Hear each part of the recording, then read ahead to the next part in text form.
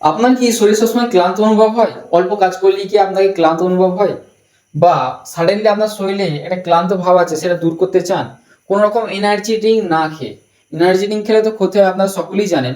Energy drink না খেয়ে আপনি প্রাকৃতিক জিনিস দিয়ে আপনার শরীরটাকে কয়েক ঘন্টার মধ্যে এনার্জেটিক করতে চান, বা এই যে জিনিসটা আমি বলবো সেটা খাওয়ার পর আপনার পুরুষদের যে স্পার্ম কোয়ালিটি বা কোয়ান্টিটি সেইটা বাড়াতেও অনেক সাহায্য করবে, আপনার টেস্টোস্টেরনটাকে বুস্ট করতে অনেক সাহায্য করবে, কোয়ান্টিটি এবং কোয়ালিটি দুটোই বাড়াতে সাহায্য করবে। সেটা কি? বাজারে যাবেন, একটি কলা নেবেন, এবং আপনার যদি সম্ভব হয়ে থাকে তো দেশি খাঁটি ঘি নেবেন।